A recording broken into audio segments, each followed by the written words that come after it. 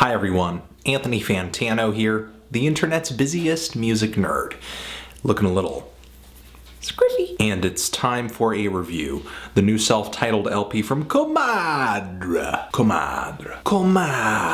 These guys are a Bay Area punk band that has been at it for about 10 years at this point. And they've got a load of LPs as well as some EPs and splits to show for it. And the band's progression over the years hasn't really been a radical one or anything like that. They pretty much this whole time have been fine-tuning their vibrant combination of hardcore punk and screamo, with a bit of an eccentric flair coming from their melodies and their background vocals, which at times can be kind of Circle Takes the Square inspired. And typically the band writes a decent amount of detail into their short, overly emotional and kind of aggressive rock songs, which I'm surprised hasn't really earned them more praise than they currently have over the course of their career. In a way, I'm not surprised because for a lot of screamo fans, the genre's heyday is kind of long gone at this point, with bands like Page 99 and Envy and Circle Takes the Square and Gospel not really putting out genre-defining material anymore. And screamo isn't exactly a genre that's been known for its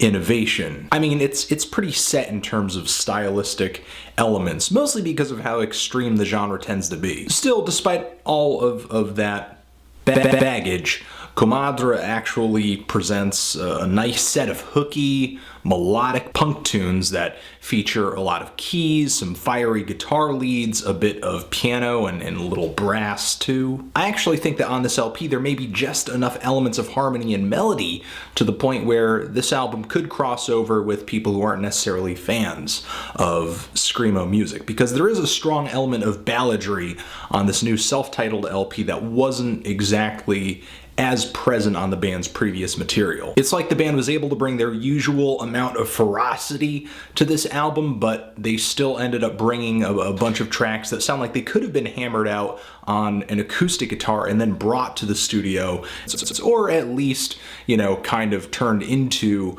acoustic songs, and it's not like the concept or the idea of the song would be lost in the process. But as far as stylistic elements, that's pretty much this album in a nutshell. As far as bands that this kind of reminds me of, I mean, just the punk anger, yet the melody and the extreme vocals of this album really kind of reminds me of, strangely enough, a band like Talk. Of course, there are a lot of recent albums on Death Wish Records that have a strong post-hardcore screamo vibe that are totally walking down the same path as this new LP, and I wouldn't be surprised at all if these guys took maybe a little bit of influence from like early Against Me records in the process of writing this LP. Before I get into what I love about this album too deep, I guess what I'll say my main issue is a lot of these more melodic elements that the band is bringing into these songs. It's very clear that this is sort of a new aspect to their music, or a newer aspect, a still developing aspect. There are songs on here that have a ballad-like quality, but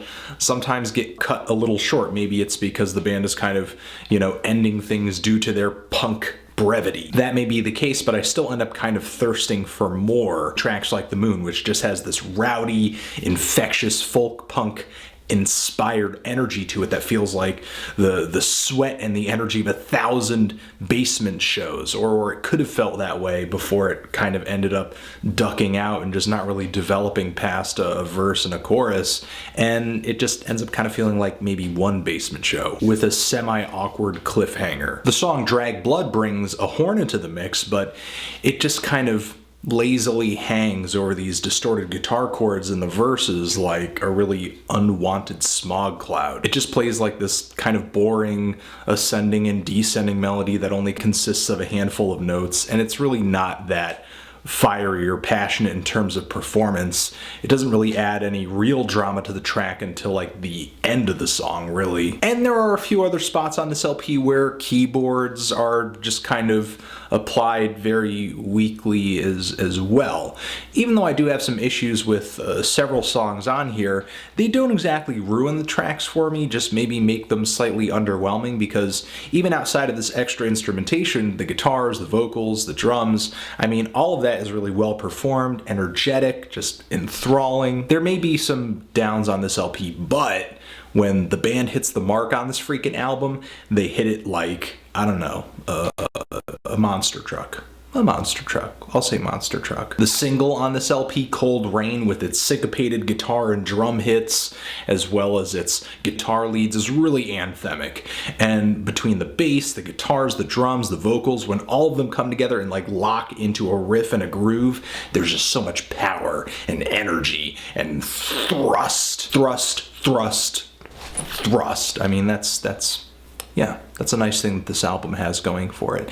That's also what I love about the track Must Be Nice. The song starts off with these clean, deeper vocals, which are okay, but a really awesome contrast to the screams that are, most prominent throughout this entire LP. And when the electric guitars and the bass finally kick in with full force and volume, the song just speeds off, just grabbing me and pulling me along with it. And the quickly downstroke guitar chords, I mean, this track is sort of like a pop punk song on screamo steroids. I love the song King Worm with its really kind of funky upstroke guitar groove, and the way that the organ is applied in this track really adds a nice touch too. And the Untitled instrumental track, which is pretty uplifting, is a nice song on here as well. It really kind of develops, blossoms really nicely, and shows that the band can write a really layered track that is just way more engaging musically, melodically, than some of the shorter and more aggressive and leaner songs on here. Overall, there's a lot more that I love on this LP than I find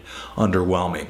Like I said, some of the extra instrumentation does feel more ornamental than it does, I guess, feel like a vital part of what these songs are doing. And on top of that, I will say that Comadre is most definitely not reinventing the wheel when it comes to screamo or anything like that. These guys definitely make up for that with just straightforward, great, catchy, instantaneously memorable songs that have a lot of replay value to them, in my opinion. They bring quite a bit of variety to all these tracks, and this album actually has a pretty nice arc to it as well. I do really feel like I'm traveling through a well-conceived album as I listen to this thing from beginning to end. And did I mention that this LP does all of these things just around the 28-minute mark? So yeah, really enjoyed listening to this, loved listening to it. I think I will most likely end up returning to it before the year is out. I'm feeling a strong 7 to a light 8 on this thing. If you've given it a listen, what did you think of it? Did you love it? Hate it? Why? And what do you think I should review next? Anthony Fantano, Comadre, forever.